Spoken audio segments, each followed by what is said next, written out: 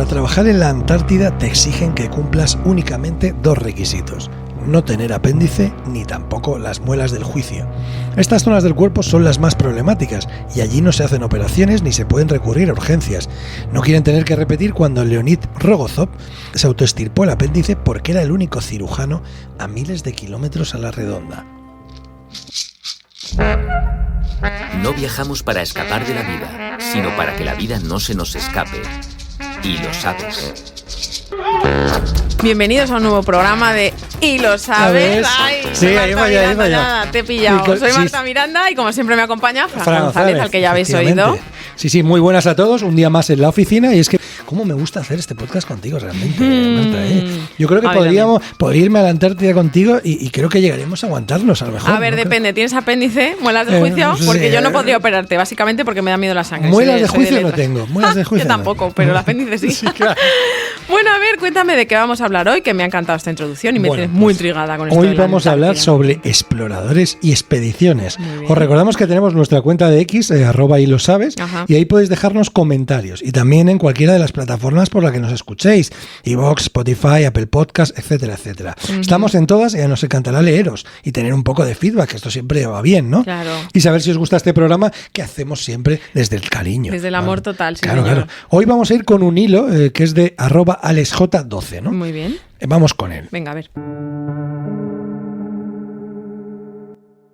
Encontrar el paso del noroeste era una antigua ambición británica. Después de varios intentos fallidos, la Royal Navy confiaba en que la que 1845 fuese la buena. Al frente de la expedición estaba el veterano capitán John Franklin, que antes y sin suerte había liderado varias, pero no llegaron a hacerse.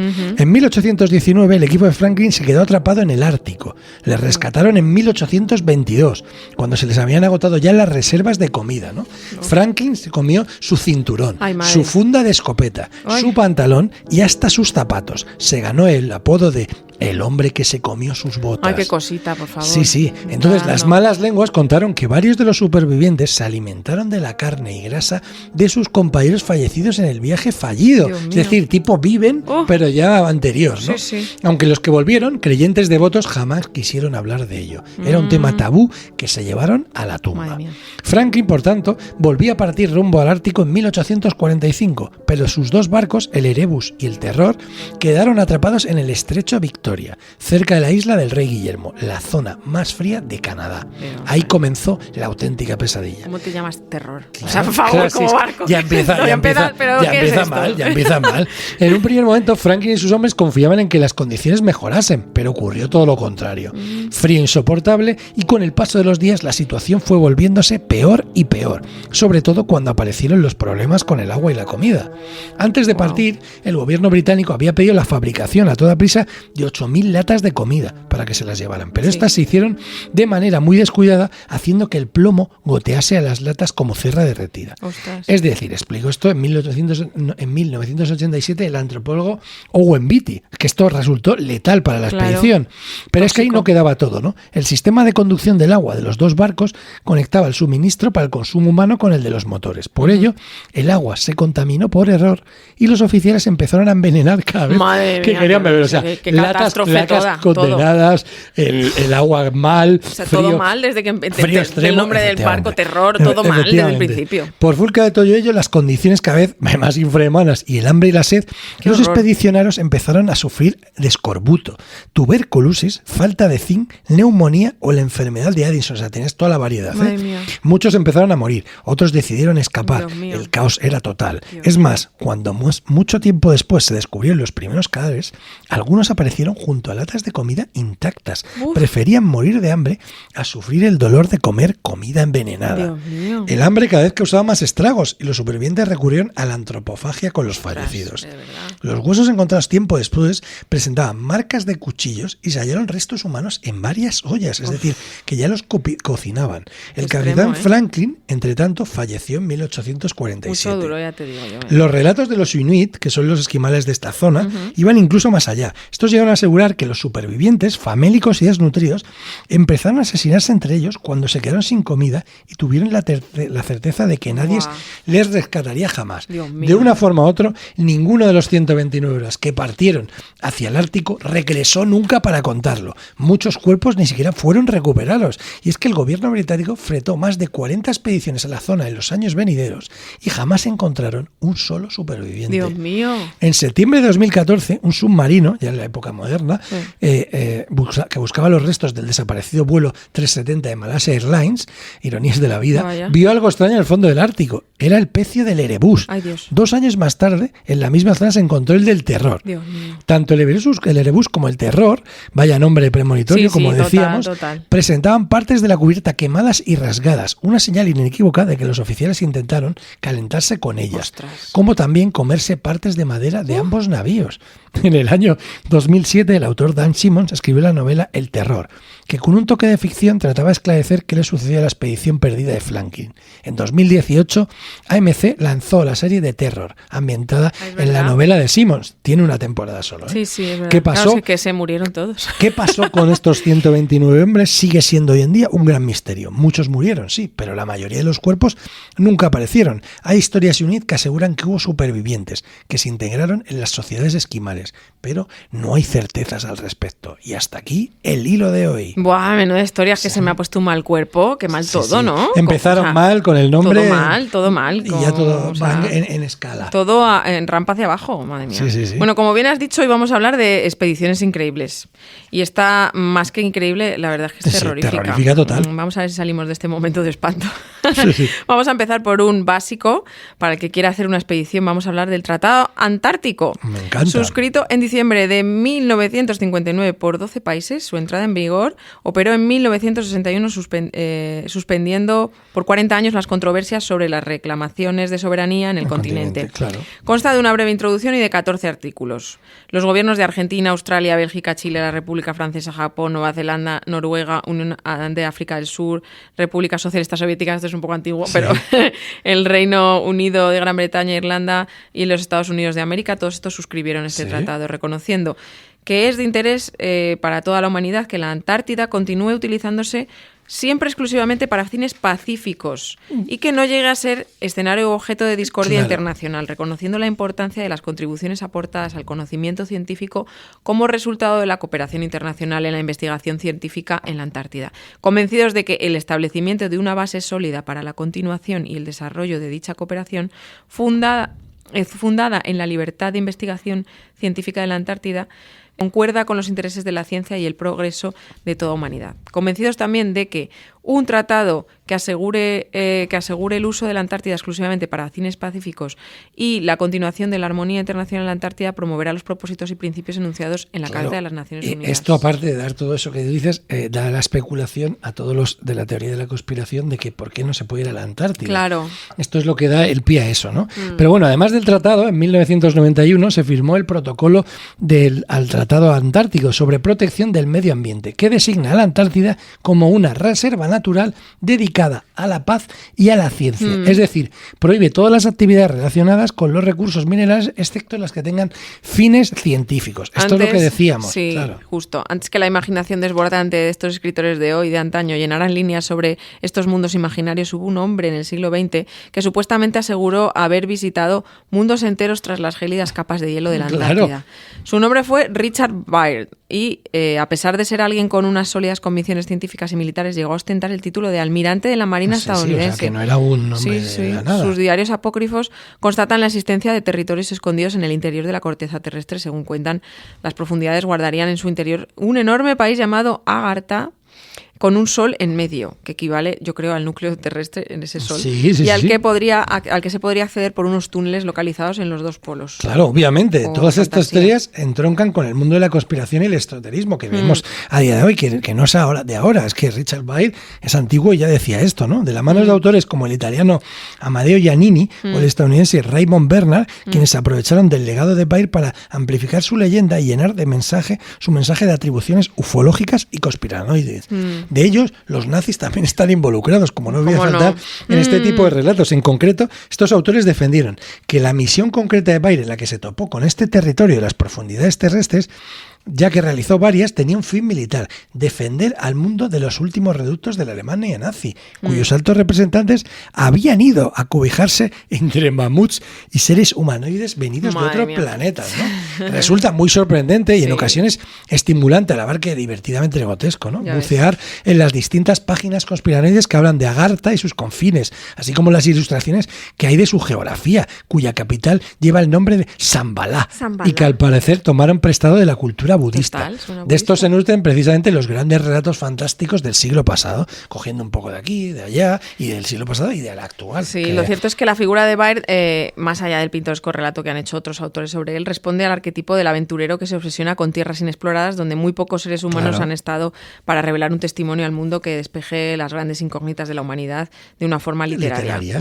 Pero también como figura indispensable dentro de las corrientes ufológicas más críticas y escépticas. Ahora que creencias precientíficas como el terraplanismo han tomado un lugar visible en la opinión pública, resulta curioso repasar las teorías de la oquedad terrestre y no tanto de su planitud, que otros se encargaron de asociar a Baer. Claro. Mira, voy a leer un parrafito que dice: se me ha denegado la libertad de publicar estas anotaciones y quizá nunca lleguen a la luz de opinión pública, pero yo tengo una tarea que cumplir y lo que yo he vivido lo dejaré aquí por escrito. Confío en que todo esto pueda ser leído, en que venga un tiempo en que la ambición y el poder de un grupo de personas no pueda ya ocultar más la verdad. Estas son las palabras de uno de los diarios de Baer, ¿no? Recopiladas por el escritor peruano e investigador ufológico Ricardo González en su blog personal, quien hace un relato apasionante y a la vez crítico con las descripciones de Agartha más inverosímiles que Giannini y Bernal atribuyen a Baer. Según la narración que hace González de esos diarios apócrifos de Baer, el explorador describe cómo él y su equipo atraviesan un muro de hielo gigante, como Invernalia, que esconde un gran agujero que conecta ambos polos de la Tierra, por el que descienden encontrando mamuts en pastos verdes que abundan entre valles y cordilleras. Avanzando en su recorrido pueden vislumbrar lo que parece una gran ciudad. El clima era suave y benévolo para estar cerca de la Antártida, 23 grados en una superficie que irradia un sol hermoso y resplandeciente. De ser cierto que hubiera alojado una estrella en el interior, que es bastante imposible, pues es bastante imposible concebir la vida silvestre en dichas profundidades. Claro. Sigo teniendo mis dudas sobre el diario, pero comprendo que algo de lo allí escrito se inspiró en viejas historias, remata González, a quien parece ser que la pasión por las historias de lo desconocido acaba emborronando su juicio, un poco pues lo que le pasa ahora aquí a Jiménez. Un poco cuarto milenio ahí, ¿no? Sí.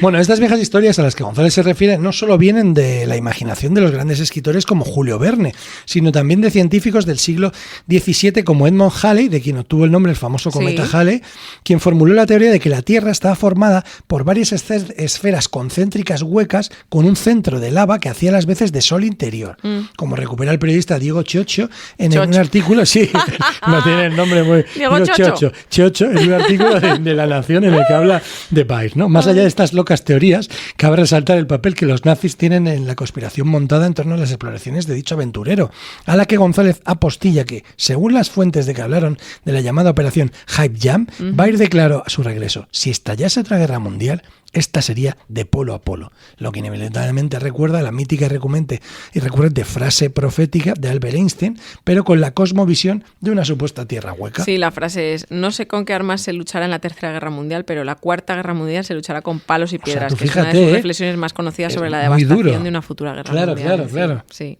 se refiere a esa frase.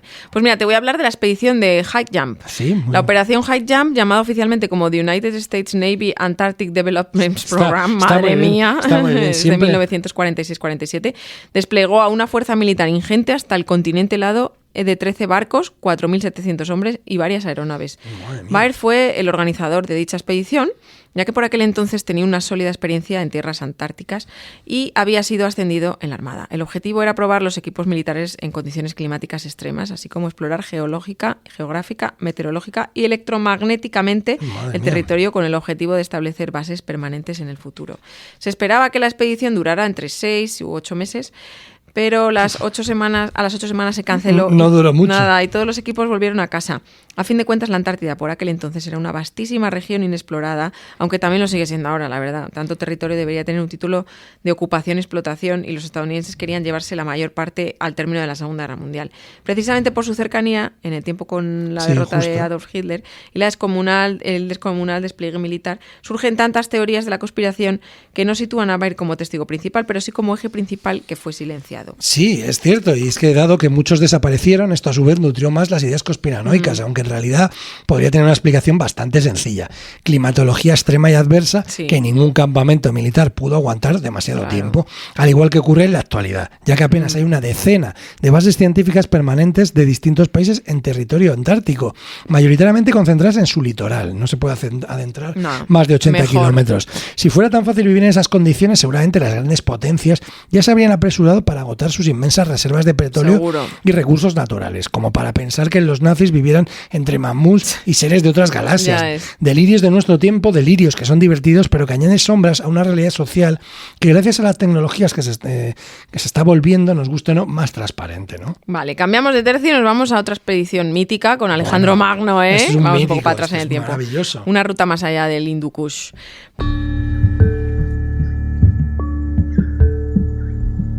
Pocas veces a lo largo de las eras encontraremos un prototipo más llamativo sobre la capacidad de la juventud para brillar con luz propia, para mirar con otros ojos el mundo, en el que se ha desarrollado su inextinguible fe en el progreso de todos. Alejandro Magno, el Magno se llamaba, fue un conquistador futurista, tan capaz de reducir a cenizas una ciudad como de fundar un nuevo mundo, trazando el mapa del inminente mundo occidental.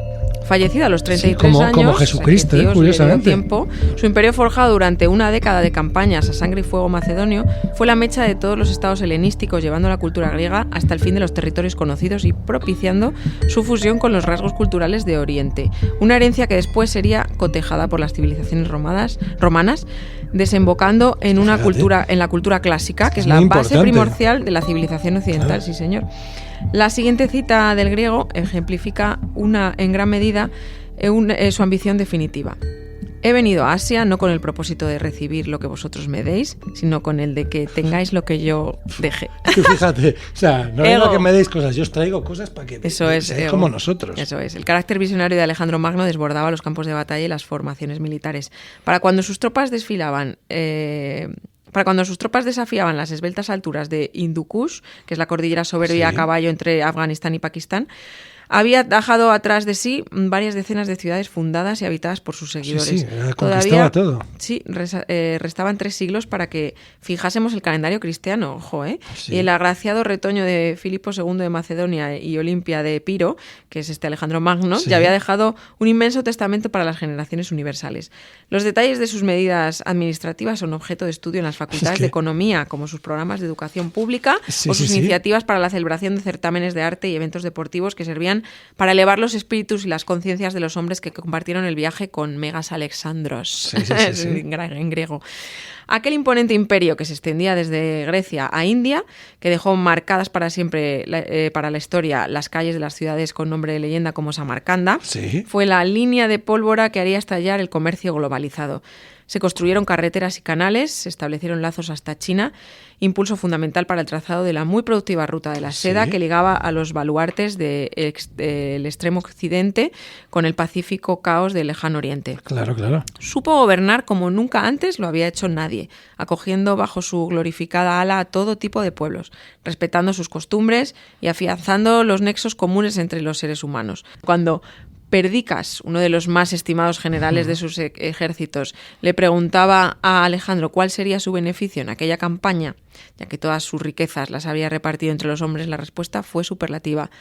Para mí he dejado lo mejor, la esperanza. Sí, o sea, es dentro de Alejandro Magno, es uno de los grandes de la historia. Una figura de aquí voy a recomendaros un libro que se llama Alejandro Magno, Conquistador del Mundo, de Robin Lane Fox, que está disponible en español, publicado por la editorial Acantilado. Este libro es una biografía muy completa y accesible. Se basa en fuentes primarias, pero la presenta de una manera narrativa y atractiva para el lector, explorando tanto los logros militares de Alejandro Magno como su compleja personalidad y el contexto histórico de la época. Es una excelente opción para obtener una visión general breve y profunda de su vida. Pues muy bien, hay que dar la recomendación de Frank, que me apunto porque este no lo he leído. Pues es muy eso. Y ahora vamos con otra expedición mítica, que no es otra que la que llevó el descubrimiento de América. Este es un típico. Con ¡Hombre! Cristóbal Colón. Cristóbal Colón.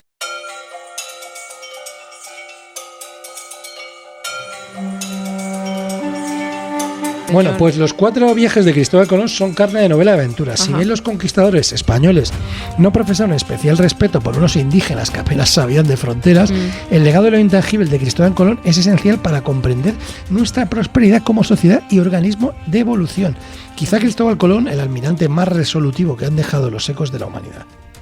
Cuando después de 72 jornadas de periplo atlántico, el 12 de octubre de 1492, Rodrigo de Triana divisaba tierra, difícilmente podrían evitar que acababan de hacer germinar el gran cambio sobre la concepción de nuestro planeta. Totalmente. Ese encuentro entre dos mundos propició el contacto cultural y el intercambio de expresiones artísticas, religiosas y técnicas de dos mundos.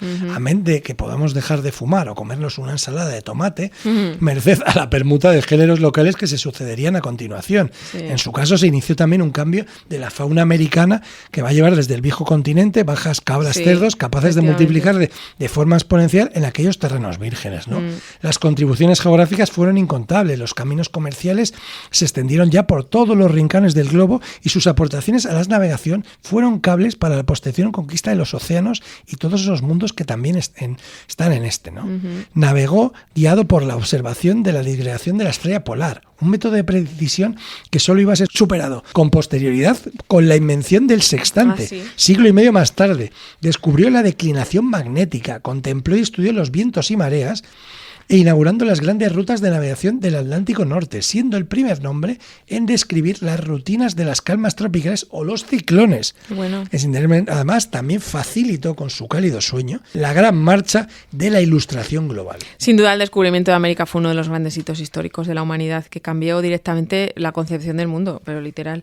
Y ya que hablamos de este tipo de expediciones, está bien que enlacemos esto con la travesía de Magallanes y Elcano, claro, es que eso y el descubrimiento del paso entre el Atlántico y el Pacífico.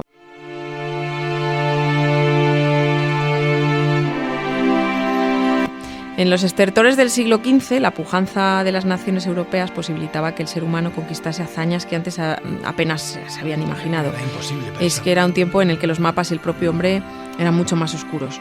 Los tratados sobre geografía y los secretos del mundo iban a cambiar radicalmente. Esto, unido al desarrollo de las técnicas náuticas, dejaba al alcance de los exploradores todo un nuevo abanico de rutas comerciales y de comunicación.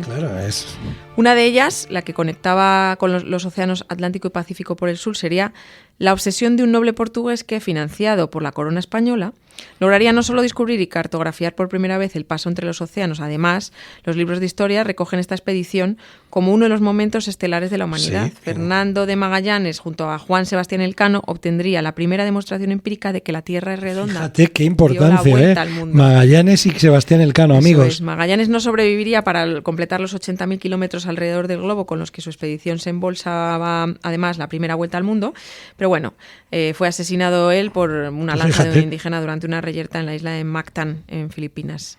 Sería Elcano quien se pusiera al mando del Victoria en un calamitoso periplo al que solo sobrevivirían 17 hombres y 385 sacos de especias que desembarcaron en el puerto de Sanlúcar de Barrameda tras una aventura cuya magnitud sobrepasa los desafíos geográficos, legando el conocimiento de incalculables nuevas especies animales y vegetales y dando un impulso feroz a la botánica medicinal, amén de cambiar para siempre nuestra concepción del mundo.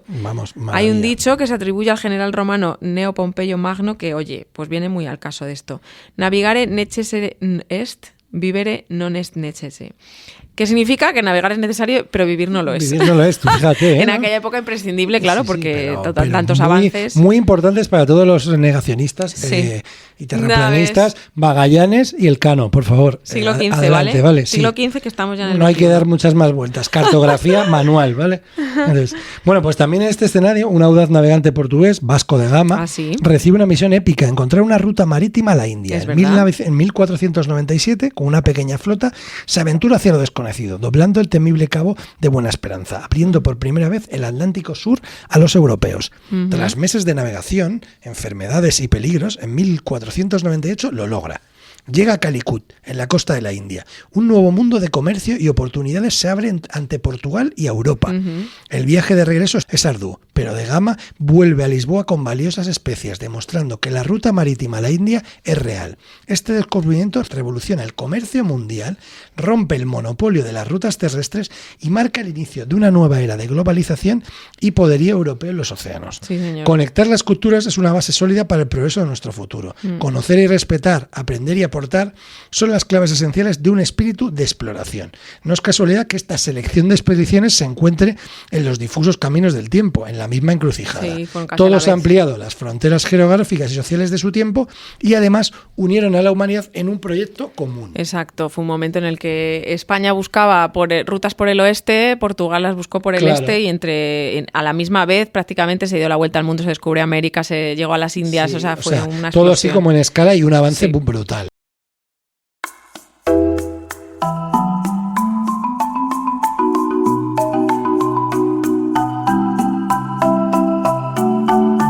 Vamos a hacer un repaso por algunos de los exploradores más importantes, aunque sea un poquito por encima, que es que muchos, así que a ver si nos da además tiempo, es que ¿vale? muchos, cada uno tiene un libro, si puede ser, entonces pues en un párrafo hacemos lo que podemos. Venga, ¿no? Empezamos con Heródoto, que es el padre de la historiografía, que además fue un gran viajero y gracias a sus múltiples viajes logró escribir su Historiae, que son los 9 libros de historia, que fue considerado como la primera descripción del mundo antiguo.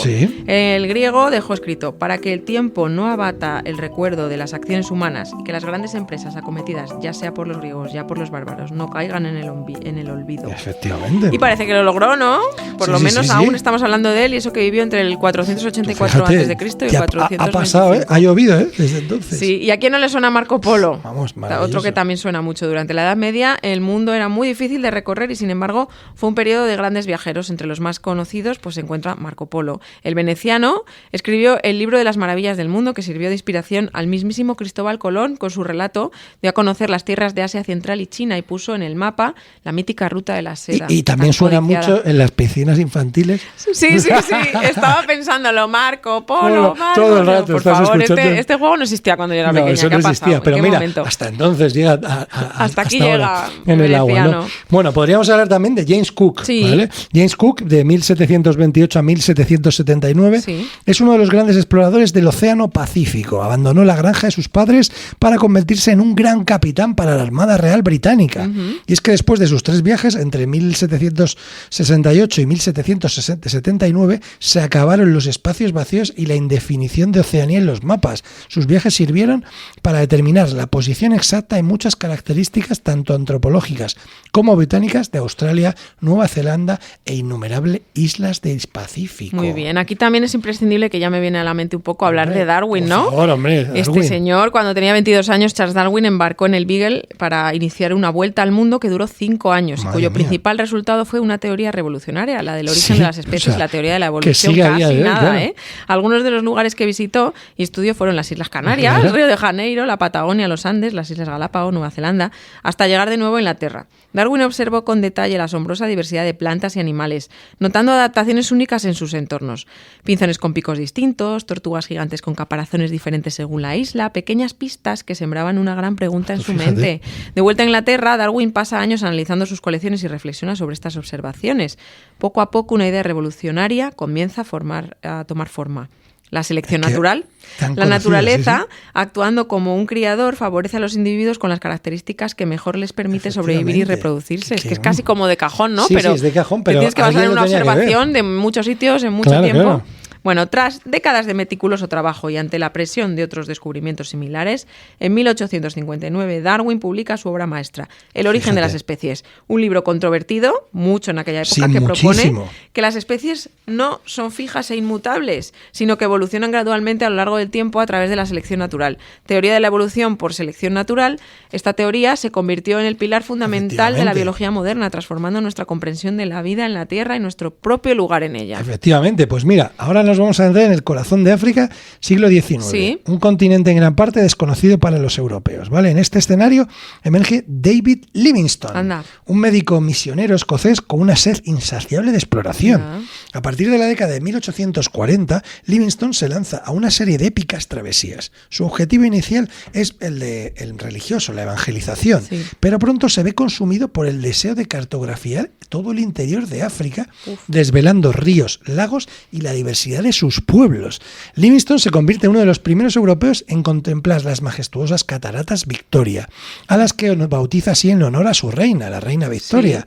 Explora las cuencas de los ríos Zambeze y Congo, recorriendo miles de kilómetros a pie, a menudo en condiciones extremas y con recursos, recordemos, muy Claro, en limitados. época más. Sus diarios y cartas envían a Europa relatos fascinantes de culturas desconocidas, de la brutalidad del comercio de esclavos, al que él se opone fervientemente, y de la inmensa riqueza natural de dicho continente. Las exploraciones de Livingstone, aunque controvertidas en retrospectiva por el contexto colonial, Sí. abrieron el camino al conocimiento del interior de África, dejando un legado de valentía, curiosidad y un profundo impacto en la percepción de este continente. Livingstone articuló una visión de África basada en lo que él llamaba el triple mandato: cristianismo, comercio y civilización. Sí, sí. Si bien su intención declarada era combatir la brutalidad del comercio de esclavos y mejorar la vida de los africanos, esta visión estaba intrínsecamente ligada a la mentalidad colonial de la Claro. época europea. O sea, que la idea de llevar la civilización europea a África implicaba una visión jerárquica de las culturas, donde la europea se consideraba superior Claro. y el modelo a seguir. Y O sea, esto- era como otra esclavitud, Claro, esto básicamente, ¿no? inevitablemente socavaba la autonomía y las formas de vida africanas existentes. O sea que, bueno, tiene sus luces y sus Sí, sombras. bueno, porque en aquel contexto de época, pues claro, él quería sacar la esclavitud, pero al final Claro. estabas esclavo Que, al reino británico. Claro, o sea. el comercio que Livingstone promovía estaba pensado en última instancia para beneficiar los intereses Claro. económicos europeos, abriendo rutas y facilitando el acceso a los recursos africanos. Claro, Al hablar claro. de Livingstone es crucial mantener también una visión crítica, ¿no? Reconociendo su valentía y sus esfuerzos contra la esclavitud, pero bueno, no se puede ignorar el contexto histórico y las Claro. implicaciones que sus exploraciones en el auge del colonialismo europeo Claro, supusieron. es que ¿no? la colonización, lejos de ser una empresa civilizadora como a menudo se justificó, Sí. representa un oscuro capítulo en la historia de la humanidad, Totalmente, sí. marcado por violencia, explotación Sí. y despojo, Es verdad. impulsada por la codicia de recursos y la arrogancia de una supuesta superioridad cultural, ¿no? Las potencias coloniales sometieron a pueblos enteros, destruyendo estructuras sociales, económicas y políticas preexistentes. Total. Entonces se impusieron fronteras artificiales que ignoraron identidades y tradiciones, Sí. sembrando las semillas de conflictos que han venido con el futuro, Sí, ¿no? eso La es. riqueza extraída de las colonias enriqueció a las metrópolis a costa del sufrimiento y marginación de las poblaciones originales, cuyo legado de injusticia y desigualdad persiste hasta nuestros días. Totalmente. Ahí podemos ver África, evidentemente. África, que es la mina de Es todos. es la mina de todo el todos. mundo. Sacas petróleo, sacas oro, Litio, sacas de... todo. Claro, la colonización no fue un intercambio equitativo, sino una imposición brutal que dejó cicatrices profundas en el tejido social y económico de las naciones oprimidas. Pero vamos a seguir con más, ¿no? Que tenemos. Vale, sí, venga, vamos a pasar ahora a tierras frías otra vez, Sí, ¿vale? venga, vale. Vamos a hablar de las exploraciones en la Antártida, que, bueno, dieron con una edad heroica en las exploraciones. El británico Robert Falcon Scott y el noruego Roald Amundsen protagonizaron la carrera por conquistar el Polo Sur.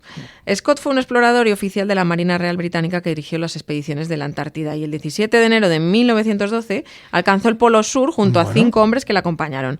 Pero lo hicieron unos días después que su otro competidor, que era el noruego Amundsen. Scott y sus hombres nunca volvieron, murieron desfallecidos y de extremo frío en su retorno. En Inglaterra fueron considerados héroes nacionales. Claro, Pero, bueno, pues te has hablado tú de se Scott. quedaron.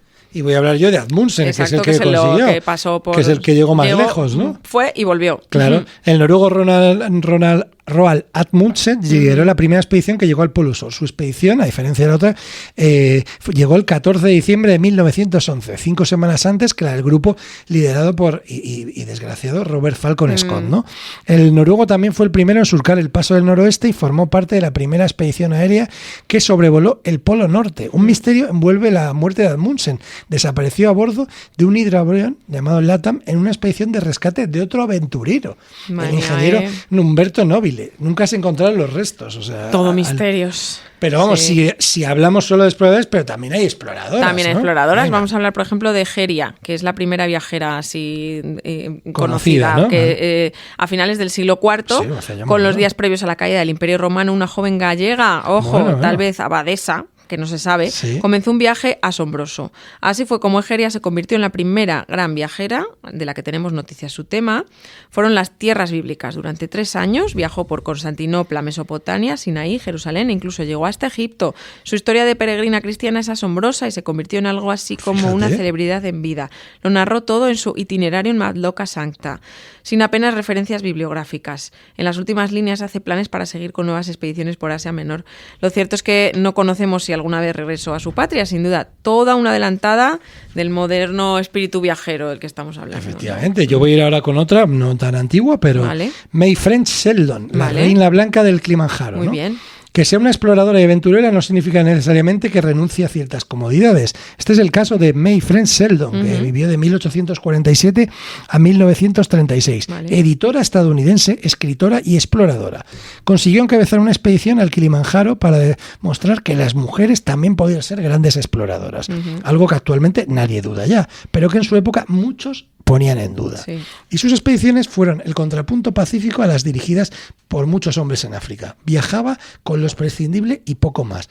Comodidades extras como el palanquín que hizo famoso, y también incluyó una bañera en su equipaje. Anda. Su legado: se podía entrar en contacto con las tribus africanas sin necesidad de usar la violencia. Muy bien, muy bonito.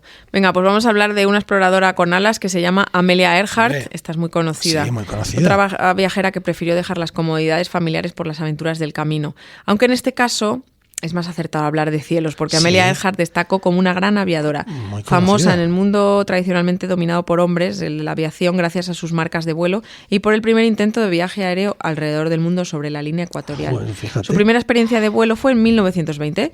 Logró que la subieran a un biplano en el que voló durante 10 minutos y ya jamás quiso bajarse de un avión. Tan pronto como despegamos, sabía que tenía que volar de ahora en Madre adelante, mía. eso dijo más tarde. Junto a su avión Electra y acompañada por el navegante Fred Noan, Amelia Earhart inició la aventura de la primera travesía alrededor del mundo. La última noticia que se recibió de ellos fue el 2 de julio de 1937, cuando volaban hacia la isla Howland, en el Océano Pacífico, y los restos nunca fueron descubiertos. Bueno, pues no se sabe lo que pasó. Pudo haber fallecido o no. No lo sabemos. Se sabe.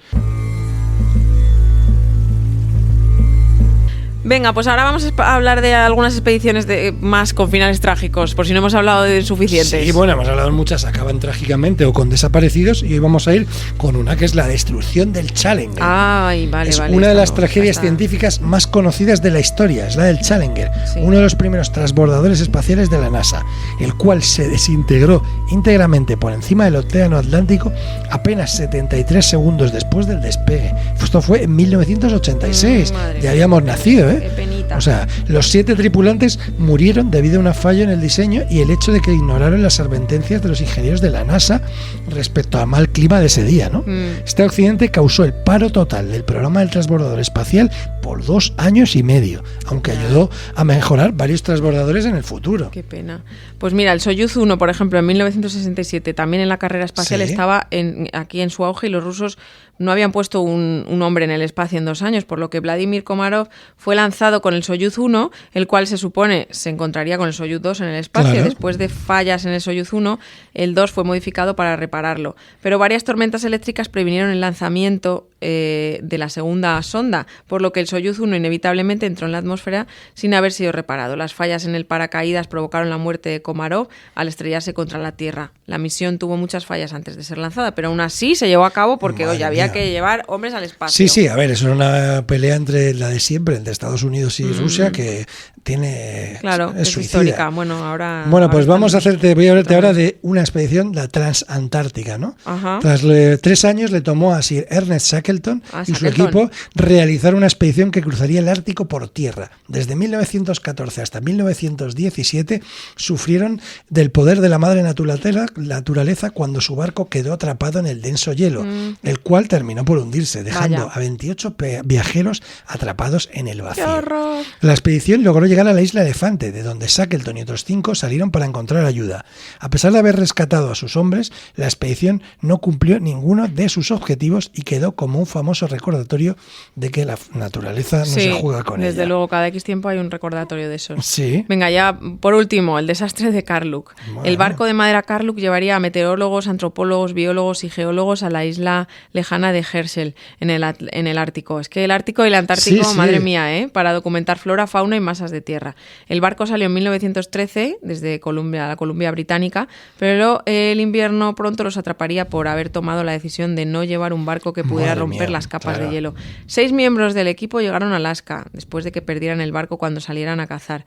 Otros miembros abandonaron el barco meses después cuando se empezó a hundir y en total 11 personas murieron y los demás fueron rescatados después de que 2 de ellos se aventuraran a buscar ayuda, un poco como viven. Sí, claro, o sea, al final era sobrevivir porque esta expedición no llega a ninguna parte. Nada, ¿no? El Ártico y el Antártico no es buena idea. No es buena visitar y si no tenéis que estar. Entonces, pero ha sido muy... Hasta aquí hemos llegado, que ni tan mal, ¿no? Hemos repasado bastantes expediciones, exploradores y bueno, esa curiosidad. Espero que algún día en los libros se hable de nosotros. Sí, claro. Por haber descubierto que, a ver, ya veremos. Bueno, hasta aquí el programa, que no nos da tiempo a más. Muchas gracias por estar como siempre. Sigue todavía nuestra temporada, no os la perdáis y nos vemos pues en 15 días más o menos en nuestro... Y lo sabes. Ahora ya sí. Bien, ya lo tenemos, ya estamos coordinados. Un beso a todos, os queremos, chao.